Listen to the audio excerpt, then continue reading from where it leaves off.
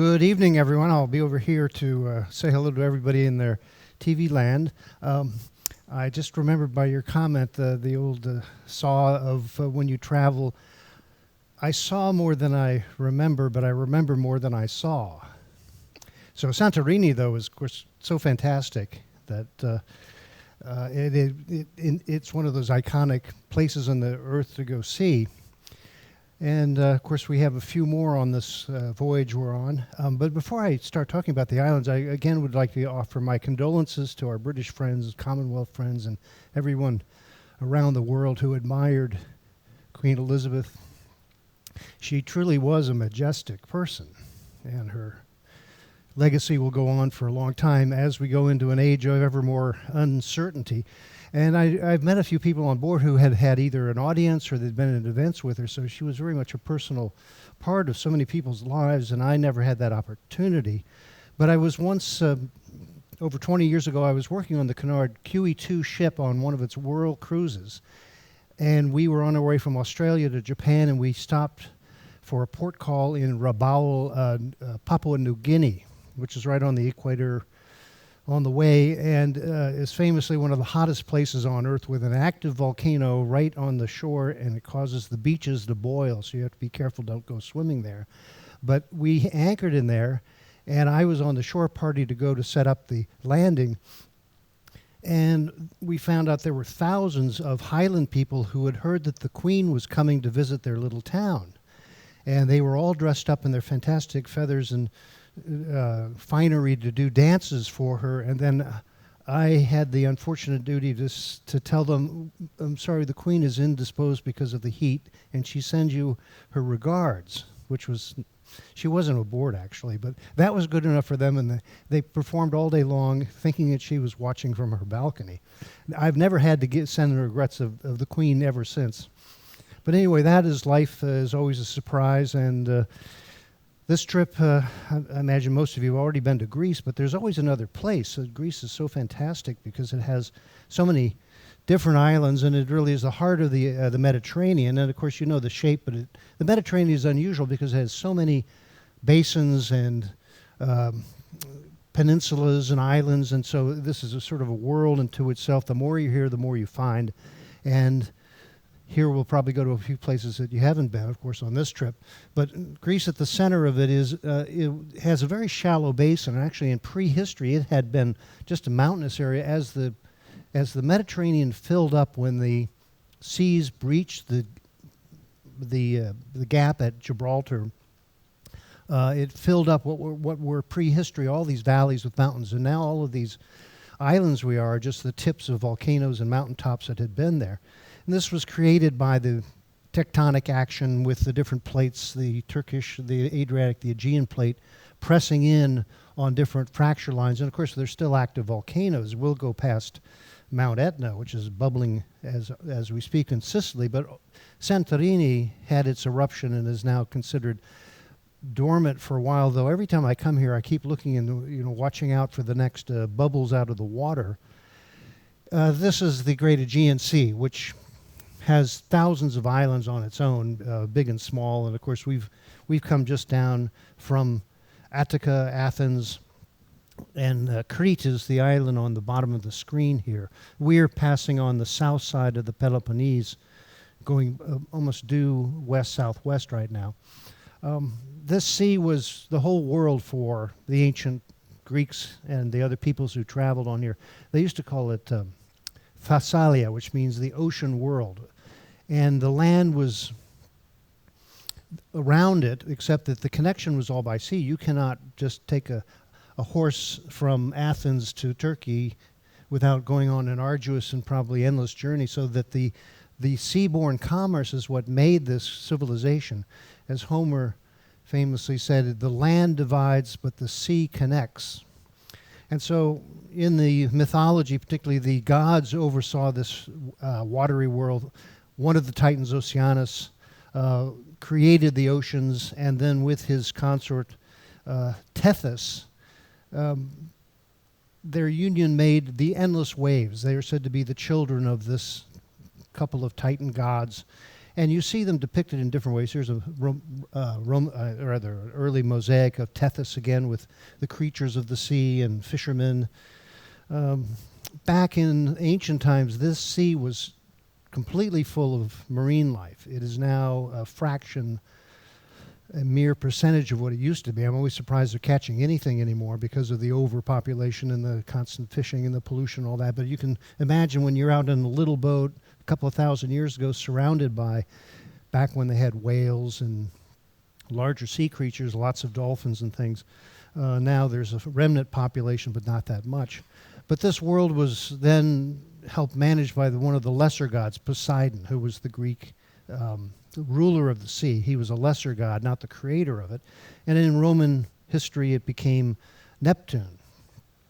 If you were in Athens, on the end of the Attica Peninsula, there's this temple, Soanion, of Poseidon. And this was a sort of a Parthenon-type structure dedicated to the god Poseidon, and would send off with rituals and offerings the ships that would go out trading around the Aegean and beyond. And famously, the Orestes went to the island of Crete and battled the Minotaur. And he came back to Attica, and at this point in Soanion, outside of Athens, the king of Attica waited for his son to come back, and he had given him instructions.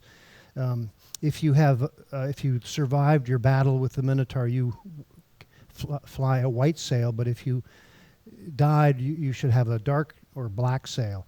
And this was forgotten in the years he was away, and the ship came in to the shore, and it had a black sail up. And the king threw himself in despair onto the rocks below this temple, even though his son actually did survive his great journey.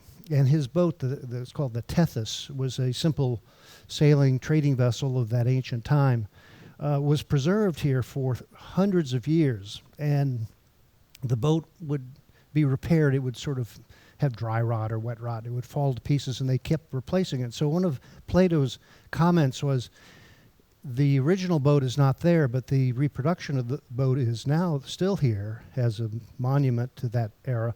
And it is the idea that is more important than the actual structure. So we have many ancient boats that we're now repairing in that same way. We keep them going. The U.S. Constitution or the Victory in Portsmouth, ships like that fulfill that same function in our society today. Again, the Aegean with its many different parts.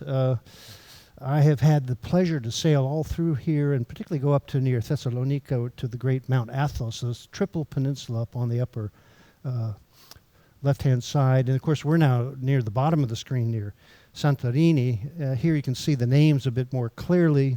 We sailed out of Athens, we came due south, and down to Santorini sits out in the center of the Sea of Crete. And the great island of Crete is just to our south. That's a very dramatic place if you ever get to go travel there. It's part of Greece, but they consider themselves independent for millennia because they always drove off any invaders. Unusual to the Mediterranean, it has this circulatory currents that go around and about in a counterclockwise fashion, with water constantly pouring in the Straits of Gibraltar. Perhaps in a future week or so, I'll give a talk about the oceanography of the Mediterranean in particular. But the winds that come off of the land and the mountains in all these different parts of the Mediterranean are the seasonal variables that make navigation and trade possible. You can see the red arrows are all the warm winds coming up from the south, the Sirocco, Gabi, Kamsin, and other names in Arabic and other Berber names. And then on the north coast, you get the Mistral, Bora, the cold winds. The Vardarak is the Greek name for this cold wind that comes in and makes sea life almost impossible. If you're a sailor and you come here and you want to charter a boat, you have to have a very specific season between the hot winds that blow up from the Sahara. There's actually sand that blows onto Crete from the Sahara in a big sandstorm, or else the icy winds that are coming off the Alps, coming all the way down into the Aegean. Those winds have familiar names. This is the Italian for them. They Mistral, Tramontana, Greco, Levante, Sicuro, Ostro, Levecchio, Ponente. Now, the curious thing is they've been naming cars after this. I don't know, anybody drive a Sirocco these days? And this turned into the wind rows, it's called in navigation. On a compass, the traditional points of the compass are actually points of the wind. And so in ancient times, you would actually decide to navigate because of the wind, and you knew that seasonally that would take you somewhere, particularly the trade with the south coast. Egypt and most of the grain and food came from Egypt up to these islands on the seasonal trade winds. And so that is still seen on compasses built to this day.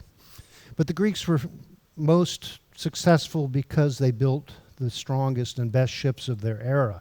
And so they would have different ranks of galley slaves. They would have the eye of the ship to see where it's going, and then a rostrum, which is the ramming bow.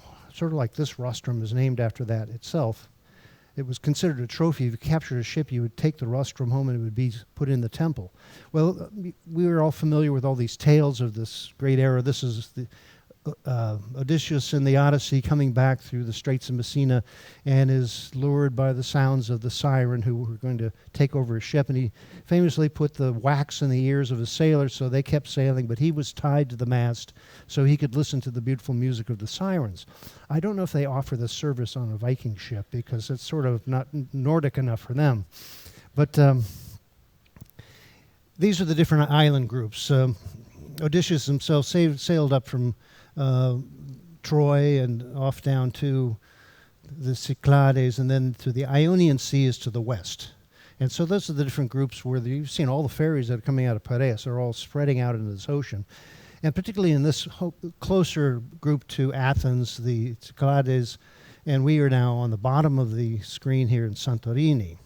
But you can pick an island. They're all a little different. And my friend in Athens that I met is from Naxos, and he's completely, let's say, island proud. He thinks all the other islands are not interesting or worth visiting. He has his very own island that way, though he lives, of course, in a condo in Athens and for business.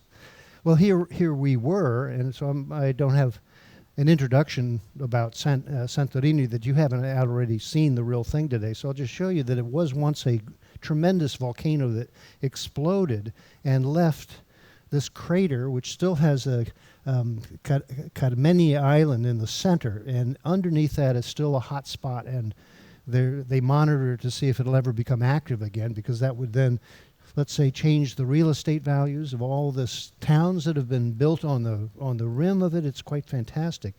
But this is what happened. It blew up in 1628 BC approximately. It's said to have perhaps been the downfall of the Minoan culture that was on these islands in Crete with the big tsunami that came over and washed away all the ports and people, and brimstone and fire. This is maybe also the origin of the myth of Atlantis, though that was undetermined even by the early historians whether it was out further in the ocean. And then Santorini was well known as a trading place. You may have seen there are very little tiny snug harbors, so for sail ships to get in from the broader sea to get into Santorini, it was a bit of a refuge and a trading center going back into antiquity. And then up on the highlands, the local people had very productive agriculture because of the volcanic soil, particularly for wine, grapes, and things like that. So you look at it and you think there's not much you could grow here, but actually with a little bit of moisture and seasonal rains, you can have a subsistence life.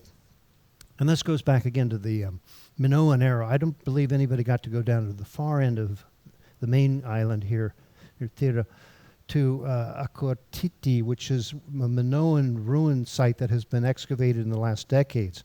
And this is comparable to the capital Knossos in Crete, but they had a very intact town that they have been excavating with amphora and various personal remains, but mostly famous for its murals that they have discovered with flowers and sea scenes, and some of it seems like an abstraction, or else the skyline of the mountains here.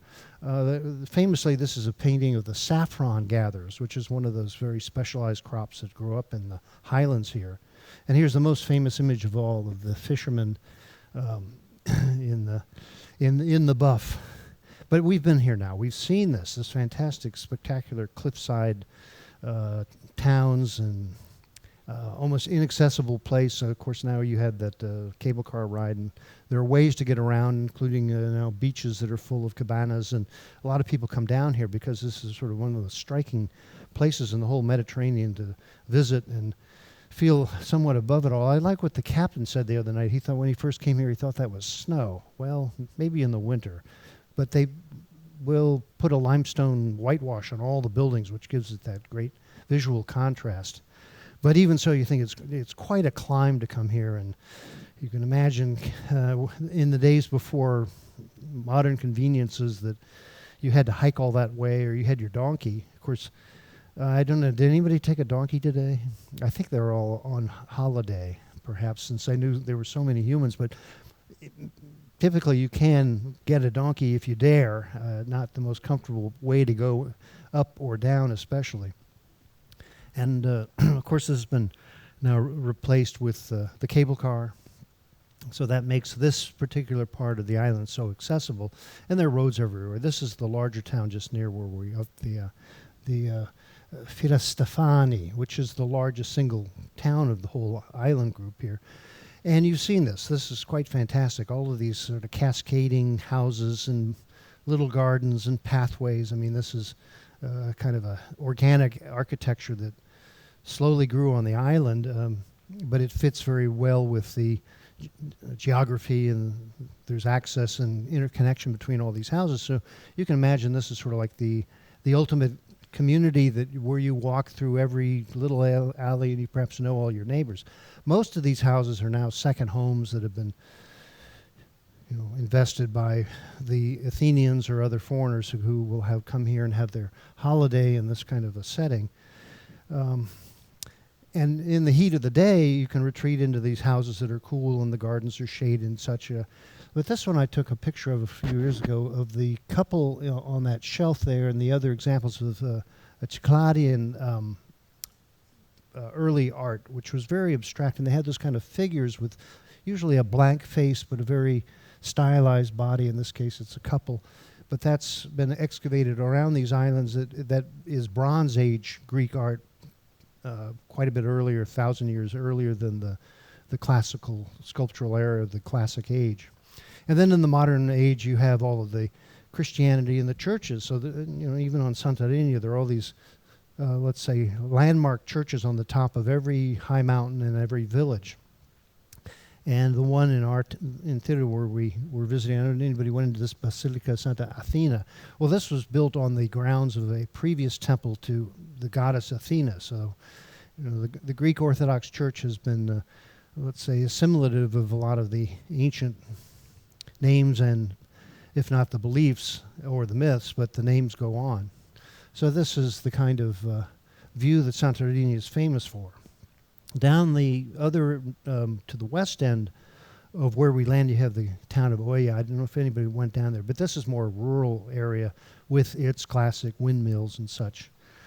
So, Santorini, if you want to come back and stay a bit longer, I was surprised that I found out they have now allowed scuba diving all around the island, which is generally banned in many parts of the Aegean because they don't want people going down and digging up the wrecks and looting the seabed, which is full of amphora and other things. They keep finding things almost every year, but all around the islands here, you have dive sites, which are very deep. They have to have shelves and cliffs, and there are no coral reefs, but maybe I'll come back and go for a swim one day, as long as I have a swim partner. Now that's a griffin who's overlooking the island, just to keep an eye on the ship traffic. Then we're going on to Katakolo. This is just a small port, which had been known previously because they would have grapes up in the mountains. They made raisins, and so this was an export port for raisins in traditional times. Now it has become a port to go to the Olympic site. And so this is on the west coast of the Peloponnese island, the largest here, south of Patra. You can see on the bottom of the screen Katakolo. And I've found 4 different, let's say, Roman letter spellings for this port town, but in Greek, of course, it's Katakolo. And then Olympia is about 20 kilometers into the land. You can see the name there with the symbol of the ruins, and then we'll be sailing up toward Corfu. Well, there's a little bit in the town. It was a fishing town and, as I say, an export port, and it still has some of that activity, and a few visitors mainly coming to go to the Olympic site, and a few house museums of local artists. And so like every island, every town you go in Greece, they will have a museum about this, that, or the other. Some of them are open full-time, and others are just on appointment. This is one in Katakolo, which is the Technological Museum, and a small version of what you can get at the National Museum in Athens, but it has some unusual models of the ancient technology, surveying, the very first surveying equipment, earliest forms of mechanical clocks, other medical instruments, and so they've assembled this and recreated the ancient technology that the classical Greek society created that was part of its great influence in the world.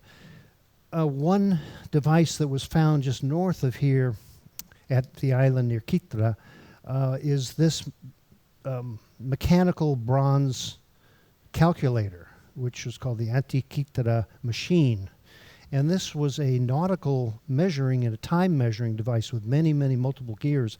It was pulled out of the sea in the 1930s, and then it was matter of study and curiosity for many years until they took it and made X-ray and other spectrometry of how it was actually built. And so they realized that it was a machine that could calculate time and also astronomical movement. So this was considered the very first advanced computer, all mechanical, that was found in antiquity. And there probably was places that made it, or else one place that made it, and then they would send it out on ships, or else send it to different farther parts to sort of coordinate time and knowledge of geography.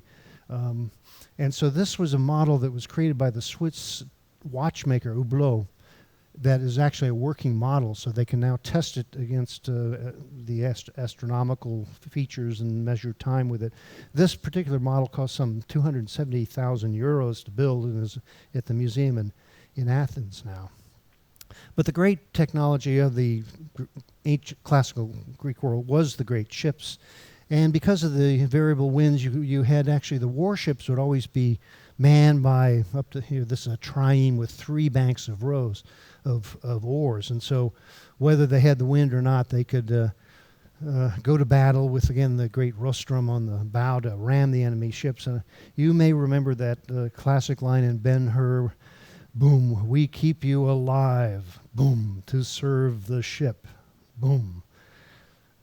You can sing along if you like, but we're really going to Katakolo just to go see the Olympic site. Now this is of considerable world history because it goes on, and this is a countryside site that was agreed upon in about 230 BC to be the site where the warring groups of the Peloponnese would come and have every 4 years a athletic match. And this was, like the modern Olympics, was the great event of the time, and particularly it made warring people come together and then have competition. And this site has been known for, of course, forever, and because of neglect and earthquakes, it is mostly ruins at this point. Of course, the modern Olympic movement is a movable feast that goes around and around the world. But this was the original place. Here's a model that's at the site there of the different temples and resting areas and quarters and such. And it looks like this today with some of the tracks and remains of those buildings. And you enter into a gateway to come into the sporting area where there is the remains of pavilions for the different kinds of athletes. Then this is remains of a spring where there'd be a bathhouse for after the actual games. And then there was this temple or seating structure that was called the Temple of Friendship, the Philios Temple. And so this is where, again, competitors would, after the meets, they would gather together, and in good sportsmanship, they would be friends until they had to go home and start battling each other again, if so. And there's a course where you can run down. This is the viewing stands, the remains of it for the judges. So this is where the torchlight would come through, and then the race would begin. And this was all young men, buff, naked, and competing for the marathon, which is in town not far.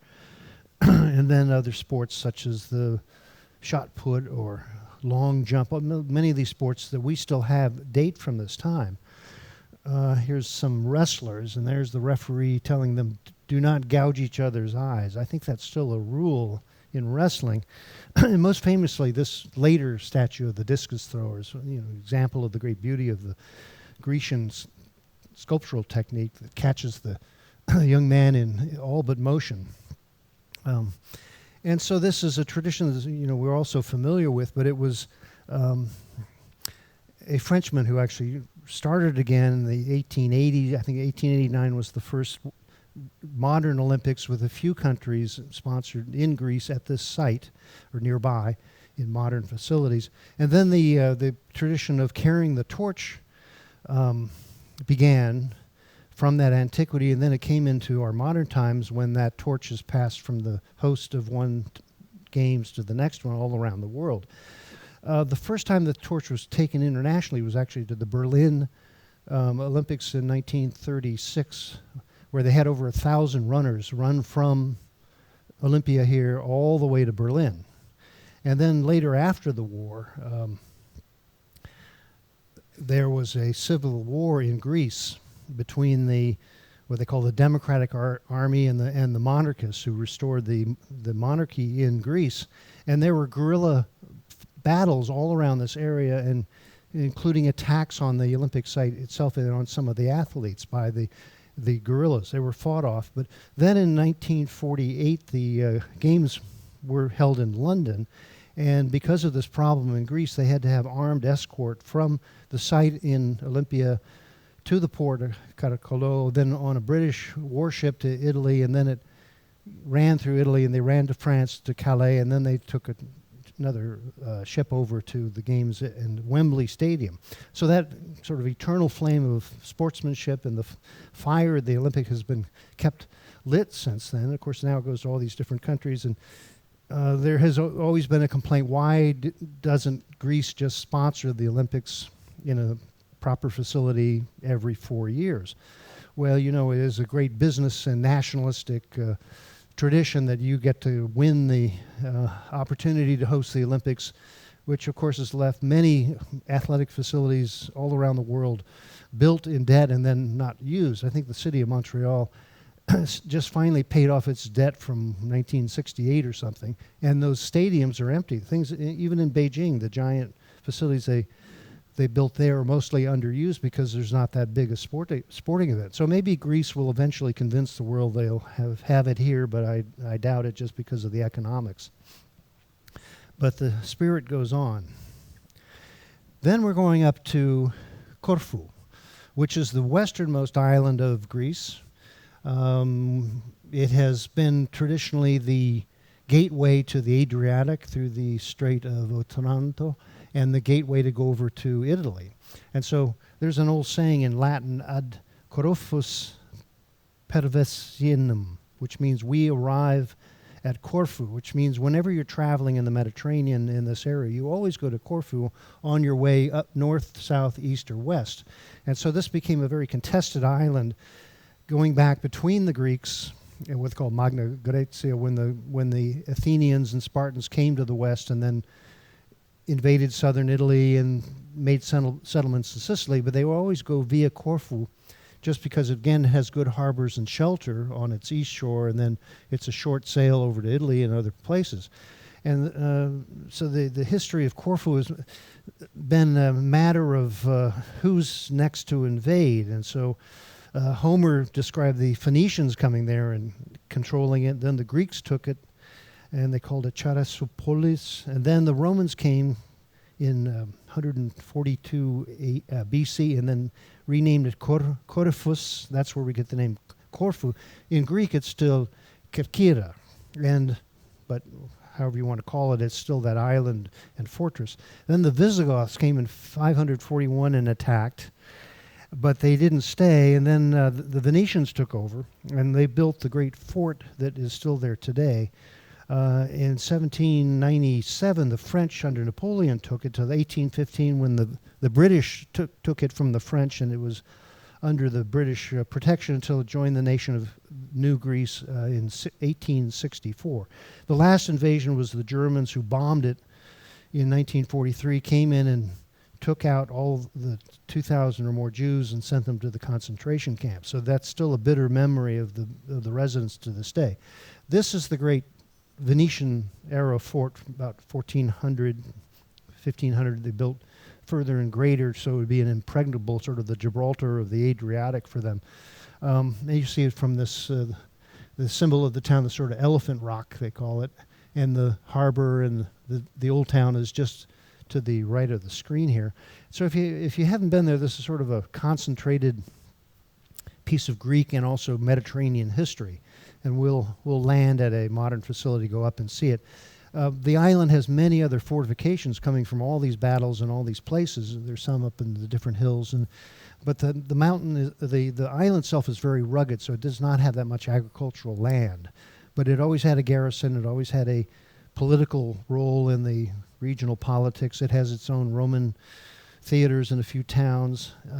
But this is the site of the great fortress. They call it the Contrafossa in Venetian, which means that basically the strongest place that will protect the town. And across a little bridge, you go into the old town, which has been rebuilt a number of times, particularly after the bombings in World War II. And it has been restored. A lot of the churches have been made intact again, but it's let's say it's our typical Mediterranean town with plazas and cafes and walkways. So if you're on the walk tour in the old town, it's a very convenient and very beautiful town. It has a lot of cafes and tavernas and shops and things. It doesn't get that many visitors because it's not really close to most of the other visitors who come to Greece. It's a place a little bit apart. And there's also a ferry you can go to Italy from here. So there's travelers who come in through, but not much mass tourism comes to this particular island. But they're welcoming. They've always had many different nationalities, many languages. Many British have retired there, as in some of the literature and TV shows about living in Corfu. And that's why they have a museum called the Casa Parlante, which means if you have any language, then you're welcome to talk to anybody. But if you can appreciate the Greek language is difficult to see. I took a picture in Corfu of this poster, which is actually the Communist Party of Greece urging uprisings, but they do that all the time, and they've never gotten away with it, I would say. But the language is, if you learn the alphabet, you can really read it, even though the P's and R's and I's and M are all different, so it's a bit of a scramble to get it, but this is quite different than classical Greek. But the modern Greek is a very exuberant language and has a lot of flavor to it, especially in a taverna late at night.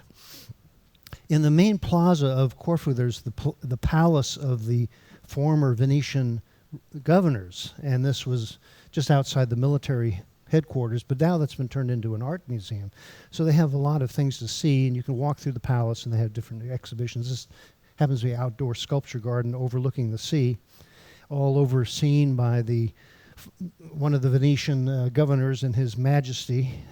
You can imagine the variety of people who had been in this town. I mean, up to this day, you have Italians, Greeks, Albanians, British. They're all sort of mixed together in this, the old town and then outer developments. But this is the main fort again, which is cut off from the old town by this moat.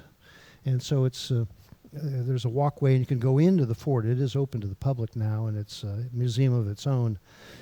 Here it is overlooking from the plaza of the main town into the fort area.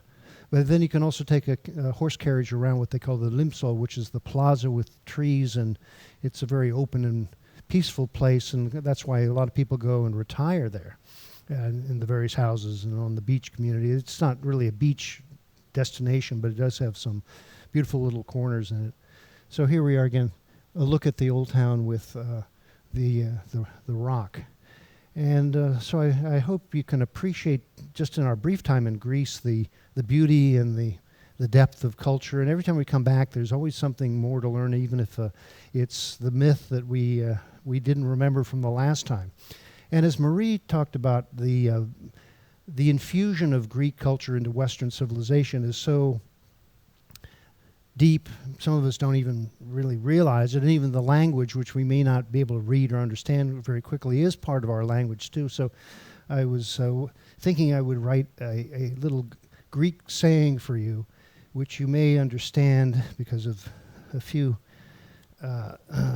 English words in it, but this is what I call Greek to me. The cosmos was anarchy until the crisis of an economic political philosophy made the democratic system that gave unity, empathy, and sympathy to generations of pathetic popular consciousness. That's all Greek. There you go. But anyway, I hope you appreciate that, and I look forward to see you in Katakolo at Olympia tomorrow, and then on to Corfu and on to the Adriatic. Thank you very much, and have a great voyage.